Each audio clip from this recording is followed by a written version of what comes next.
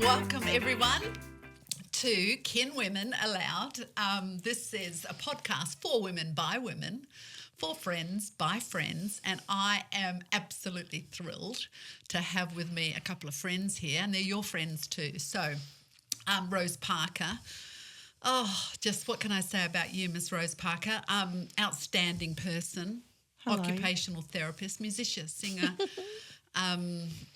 Dog owner. Dog owner, and then Amanda Viviers. So, Amanda, you're always so busy, but you're a great author. You work for a super organisation, an NGO, in the field of, compassionate care for people overseas, and I think that's gorgeous. But you're a creative genius, and I just love your spirit. I love hanging around you, and I know other people do too. We're going to do a catch-up in a minute, but before I do, let me just introduce the theme for this one, and it's called Closing Chapters, and that's what we're going to discuss today. So, closing a chapter in life, embarking on a new one, turning the page, both exhilarating, adrenaline can rush, but it also can be incredibly daunting, and it's often a very big step, and we're going to have a chat about how to do that well. But before we do, let's do a check-in. We're going to do a check-in. What was that? Well, can you do that? Yeah. Okay. Yeah, beautiful. So we're going to do a catch-up. We're doing a catch-up. What's happening in your lives? What's been happening? Amanda Viviers, pull yourself together. Have you got the laughter now happening? No, it's because Kelly is in the studio and she's giving me the eyebrow raise. Yeah, well, she does that. Yes, exactly. Sorry, everyone. That's right. It's I'm all going right. to take you to Rottnest because that's where I've been recently for a little Rottnest winter is escape. beautiful. I know, Rottnest everyone's is- with me. Well, Rottnest is the island that we have off the coast of Western Australia. It's beautiful. It is beautiful. Sparkling green water. Well, I've also had the great pleasure and joy and luck to go to Greece. Oh, wow. Not recently. I went to the Greek islands, and when I went to the Greek islands, my first thought was, this is Rottnest. We've got this at home. Yeah. And we Yes. do, without the shops. And the food. There's a great little Greek taverna at Rotto now. Is Yes, there? there is. Ooh. The basin. But Rottnest is so fun in summer, but Rottnest is beautiful in winter. I love the stillness. Yes. And plunging into a cold ocean after you've had No a wind. ride or a run. And on the island, anywhere, if there's wind on the north, you go to the south and vice versa. So you can always find a little bay that's still and quiet. And I love, it's jumpers and snuggled up in a chair with a book or a guitar, and it was a stop and a chill. It was really lovely. Just 4 days, but those mini breaks, they're so important, aren't they? Yeah, I love so that. important. I was actually at Rottnest not too long ago as well. And, of course, we have the quokkas there, They're lovely. which are photographed around the world. We have to look after them, though. We must look after them. But, yeah, no, it's a beautiful island. And you're right, you can go to, this real sheltered spot and you ride bikes everywhere. And it's just, you just get away. So How if you important is come to get Western away? Australia, you have to go You have to. to Rottnest and Do meet you know the what quokka. we did as kids at Rottnest? Oh, what? It's a little bit naughty. Well, but then do we need to know? it's good, but bad. Oh, what? We used to hide out behind the, you know how they have the houses Yes. and the little wall? Yes. We would hide behind the wall and we had a fishing rod with a snake on the end of the fishing Great. Like yes. a real and we snake? would reel the A real snake. snake? No. Yes, Like a yes. dead one, though. A dead one. Yeah. Sorry. Where did you get a dead snake from? That's a different podcast, Oh, okay? my And so we would then wheel it in the fishing line, and then people riding their bikes, the older people, which is now me, riding their bikes a bit wobbly, they would wobble off because they thought that they were going to ride over a snake, but it wasn't a real Amanda. snake. Amanda, you are so bad. You're giving people wrong ideas. Mind you, having said that, I'm I sure that I snakes are remember in my protected. 20s Please don't going- come back to me, Department I of remember in my Conservation. 20s riding a bike, and I was dating Mark at the time, and we were coming down a hill, and there was this big snake going across the road. People are not going to want to go to Rottnest up to these This is stories. a lot of snakes. Let's go. Western Australia. And we were riding down, this snake just came across the road, and I literally just splayed my legs, Yes. so I couldn't actually do anything, and I ran over it. But I didn't kill it. Oh, I didn't kill it. I can't believe we've gone down this My brother-in-law storyline. works for conservation. We're going to have to delete all of this. It intentional. Amanda's was intentional. No, we didn't kill the snake intentionally. It wasn't intentional. Oh, well, you found it. We found it. Beautiful. Okay. I really think these stories today have absolutely deteriorated, and I just think this has got nothing to do with our theme of closing chapters. So I apologise to everyone, but we are going to have a great conversation about closing chapters and entering new. Excellent. Are we ready for this, girls? We're closing a chapter right now. Yeah. So great to be here. And I'm pretty excited right now because before my eyes, is a very good friend. Her proper name is Sarah Polanski, but I never call her that. She's called Polly to me. So welcome, Polly. Hello. Can everyone else call you Polly today? Anyone call Polly, Pols, Polanski. I respond to a myriad of names. Oh, golly, fantastic. Okay, so what have you been doing in your spare time? What pleasures have you been up to in your spare time? It sounds very sensual, doesn't it? I know. Spare time. I feel like I've want more time, but doesn't everyone? Don't we all? Yeah. I am knee deep in a renovation, so I like to spend my spare time, if I have it, watching videos on paint removal. That's beautiful. Yeah, it really is. And then if I'm not doing that, I'm either in Bunnings or I'm in a tool shop buying new tools. I get very excited about sanders.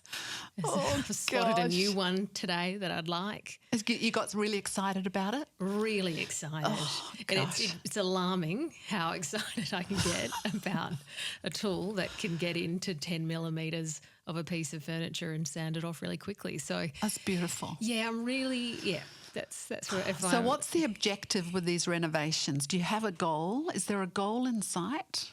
Yes, I just want to be in the new house. Well, it's not a new house; it's an old house. It's 100 years old. Just want to be in there in a few weeks' time. That's beautiful. The plan. Well, you know what? I'm here to help. You are, and you've been amazing.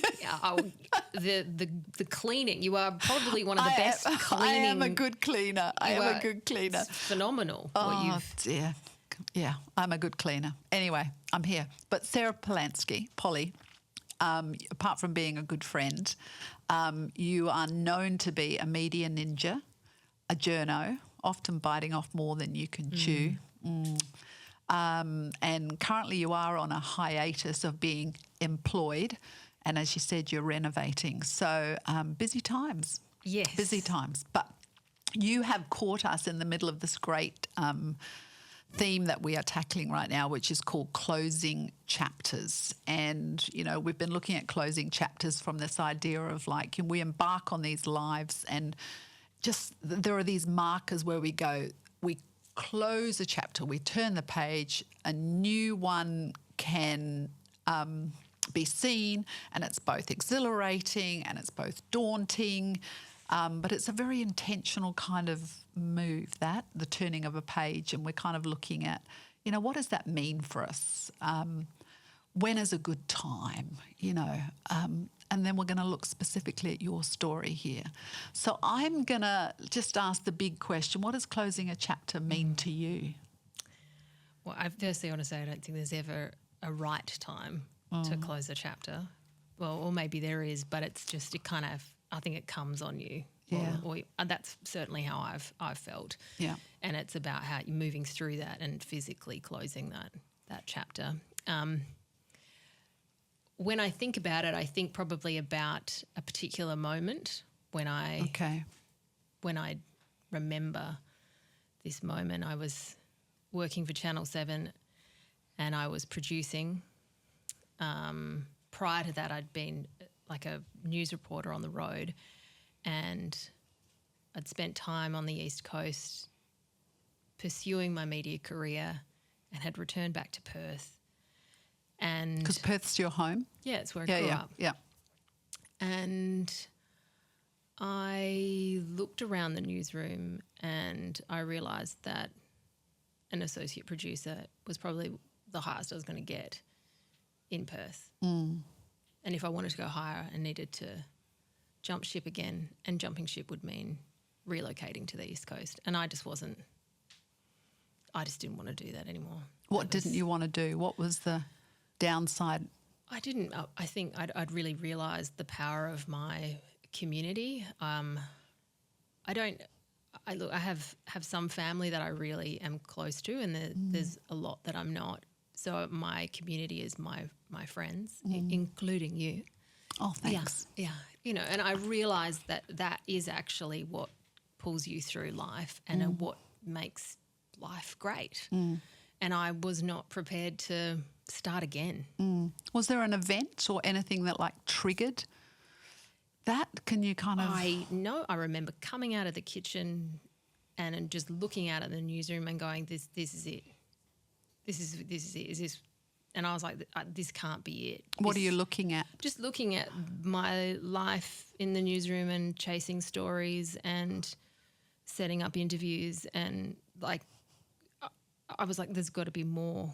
This is not fulfilling enough for me, and I need to shift this. I need to change this, which is very scary, particularly when you don't have the answer of what is next. I think for a long time I'd always been drawn to working in the media, or even prior to that, being a designer. So I was always very like, this is what I'm going to do next, or oh, I love this, I'm going to chase this. You know, like it was always like something that pulled me along to the next chapter, so to speak. So this was like, I don't know what the next chapter is, but I know I don't want to do this anymore. Were you single at the time? Very. Yes, very. What's the difference between being single and very single? I think it was a long time. It had been a long time, and I was, I think, very in the way that, majority of my friendships, my friends had married and were now onto their second So child. that's why you felt very single. Felt very single. So it's different when you're single and you've got your single friends and you're out and about and you're not even out and about, but your life is really similar. Yeah. And then all of a sudden you find yourself like that's not your narrative. Your friends aren't as available as they used to be, and that's okay, but it's like, well, where do I fit now? Yeah, so I was going to say, I mean, that's one of those kind of markers. Did your friends, did you find you kept your friends, or did things actually shift for that? It shifted. I had to find some new friends. That's funny. It's funny? Why is that funny? I joined a surf club. Let's just be very clear. I'm not an athlete. You look really strong and athletic. Yeah, thank you. It's a lie. I'm not. I just can't. No. So, but that's probably quite a good way to meet people, right? It really was. And I met some great people. Met some really cool friends. And it's interesting, as time's gone by. It's like 10 years later, and the old friends we're still friends as well. Like you just shifts and changes. But it's a real marker, that, isn't it, when other people's lives have transitioned. Yeah. And yet yours hasn't been so marked. And I feel it now. I feel like being married 6 months now, I feel the change for me, like how you move and change. Yeah. I get, because you just it's really time. Like you just don't have a much bandwidth as you used to when it was just you. Yeah. So Anyway, we digress. Well, it's not a digression, because we are talking about closing chapters. So closing chapters sometimes on friendships and everything else. But let's get back to your career. So what did you do? So you're suddenly standing there and you're kind of going, I feel like this is not what I want. What did you do? Oh. I just started looking at what I could do and what other skills I could bring to the table, and then I resigned. Well, I got another job and I resigned. Was it tough leaving that role? It was, because it was like that was the thing like I was going to do for the rest of my life, and I was going to work my way up to read the news. That's all I ever wanted to do. So it was your internal desire. What were people saying around you? Were they kind of like, like encouraging you on from the side there, that's the right thing, or what were they saying? I think my narrative had changed, and I was probably I was a bit defeated. So I think they were probably with me, like, yeah, you need to it's probably not going to happen unless, on a practical sense, yeah, it might happen, but you're going to have to go back to Sydney. And that just wasn't an option. Yeah. So on a, that sort of practical level. So what was the toughest part then of leaving that role? It wasn't so much leavings or it was fine. It was probably when I woke up and realised that the next job that I took was the wrong job. Oh, okay. And then I was like, what am I going to do? How did you determine it was the wrong job? Oh, this is the wrong job. Just did not. It was just dealing with people that this is not the way. It was an email, constantly people wanting me, and I was like, this is not me. Like, no. It just wasn't right. It wasn't the right fit. So then you feel like you made a wrong decision. Oh, Yeah. Which is not great. And then how did you handle that? Cried a lot. Oh. It was tough, right? Yeah. And so I actually went back to media. I went back to radio. Okay. And I went down to Bunbury and dropped a solid pay bracket and went down and I just was a gypsy. So Bunbury, a country town? Country town. Yeah. And, for 9 months was a gypsy that was a house sitter and took this regional job. Then that job came to an end and I was like, what am I going to do now? So I ended up temping in HR and that was the best thing that ever happened to me. I never thought that I would ever be a temp in admin, let alone in human resources. So what were you finding out about yourself at that time? You just said, I loved it. So what was it about temping that you loved?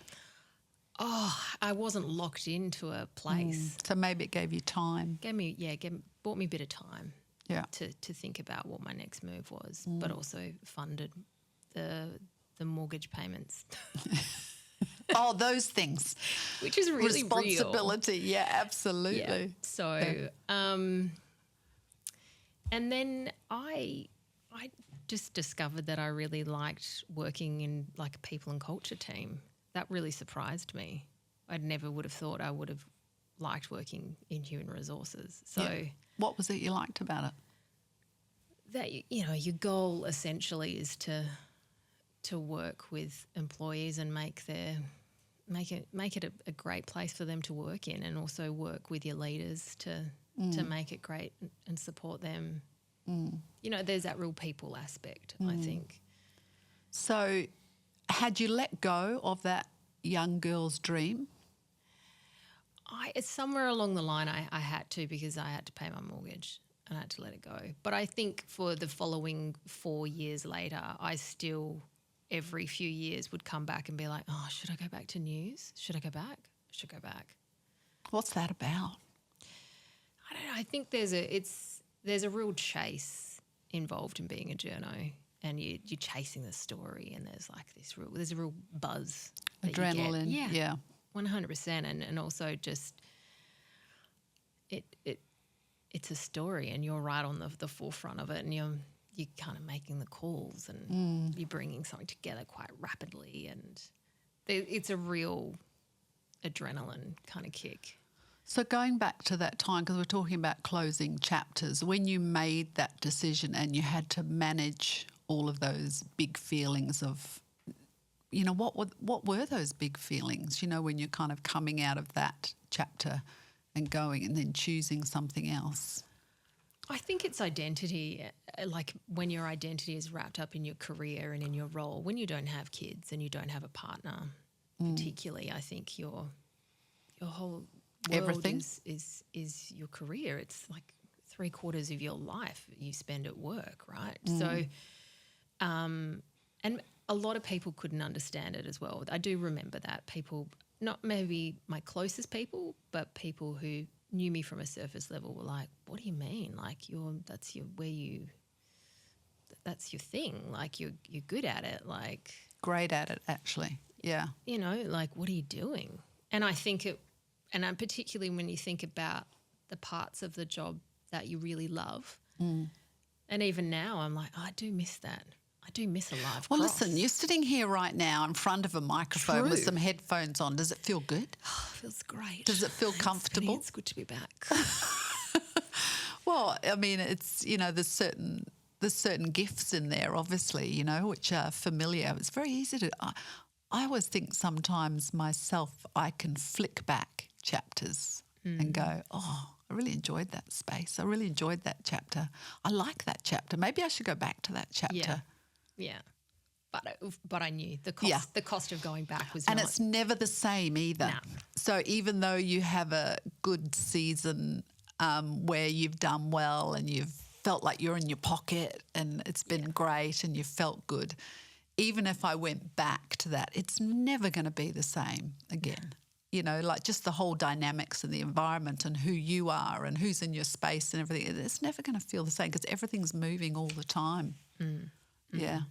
So how do you cope with those feelings, I guess, is the question. When you're making that big move, how do you cope? What helped you cope with those feelings? I think some of those moments were day by day.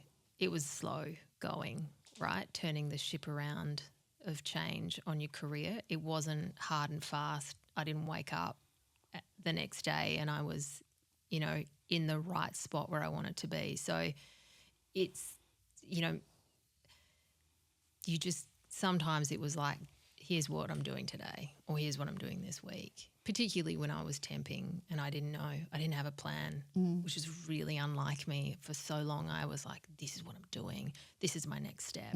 This is how I break into the industry. This is what I need to do. Or you're constantly climbing and then to all of a sudden be faced with nothing that you really know of. So sometimes it's just day by day and just waking up, doing what's in front of you. Yeah. And then coming home. Yeah. And it's hard when people ask you, what are you doing? What are you up to? And you've got no great plan. You just kind of got to swallow it and just. Yeah. But don't you think there are times, though, when actually you do just plod? Yeah, I think. Absolutely. This scenario happened, 10 years ago now. And I think post then there's been some more of those moments. Yeah. That was sort of the sort of that trigger point where I realised, okay, when you do change, sometimes it's going to take you a while to turn that ship around. And so, you go into this. I mean, I often think about that for myself and sometimes I've given people advice. There's times when you want to stretch and you want to climb and you want to do some hard yards for a while and you say yes to a lot of stuff and you kind of got a plan and you're climbing and, I'm going to do that and I'm tired but I want to go there. But there's times when you go, actually, no, I'm just going to sit back. And it's okay for me just to walk and plod and pay the mortgage. Yeah. And, it's okay. Yeah. To get to work and work well, but not like crazy. And play well. You know what I mean? Outside of that. Yeah. Okay, I'm gonna put you on the spot here because we're talking about closing chapters and opening new ones, right? There's lots of chapters that we can, new chapters, whether it's, I don't know, choosing to stop an old habit or, I don't know, friends change, which you've talked about, or career. But you've had a big life transition and you've been married now. Yes. Yes. To me, that's a big life transition. Don't you think so? It's not. Look, I think it feels really nice. That's what's probably surprised me is it felt nicer than what we already had, which is really lovely. Yeah. I feel like the intensity of my life has gone up gradually in every year that Angus and I have been together. Just like life it's this season where lots of stuff is happening. Yeah. I think when we first got together, when we first moved, when he moved in, I was a bit like, whoa, like that. It just, That was a big one? Yeah, it was just more like my life wasn't my own anymore. And I was I just did what me and the dog, me and the hound, off we go. I would go down south whenever I wanted to. Not that I can't now. It's not that. It's more that life is full. life is really like Big. And there's just always you've got these two lives doing things and happenings, always happening. So it's just more like, okay, cool, hold on to your seat. So and it's big, I'm assuming, in a beautiful way, as much as it is in you're doing lots as well, because you're not doing it alone, right? Yeah. Tell me how he proposed to you. So funny. I was he's funny? It was funny? It was funny because there were a few things, like a few days prior he'd gone to the shops and I was like, why did you go there? Like, why did you go and buy those shoes on a Thursday? I was like, that's weird. You work normally. It was just, and that's sort of where we'd gone to find the ring was at this particular shop, right? Anyway, so it's like a Saturday and I'm sanding a cupboard because, of course, yes, is what I do. It's what you do. Yeah, it's an extension of me. I love to sand things. And he's like, I really want to go see the sunset. And I'm like, okay. And then he was like, yeah, maybe maybe you should have a shower. And I'm like, we're just walking to the beach, like from our little beach shack, like 5-minute walk. Like, I don't need it. And I was like, and then I thought to myself, I wonder if this is the day. Like, cute. I was like, oh, maybe it is, maybe it isn't. So I don't even think I put any makeup on because I was like, I think I just brushed my hair and had a quick shower and then off we went for a little walk. And he was being super weird when we climbed the sand dune. Like, he was behind me and I was like, what are you doing? Hurry up. Like, I look back and I'm like, what are you doing? And keep up. Yeah. And then we sat down and I still, at this point, I didn't think, I had my inklings, but I didn't think anything. He had a little backpack. And then he was just, he was like, so we've lots ahead of us, and that's not the only thing that's ahead of us. Marriage or something. I don't even know what he said. And I was like, you actually have to say the words, Angus.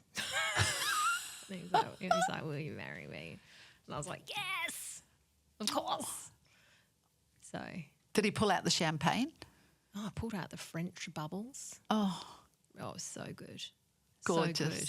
Gorgeous. Life transitions. I think to myself, life is absolutely made up of these big moments, right?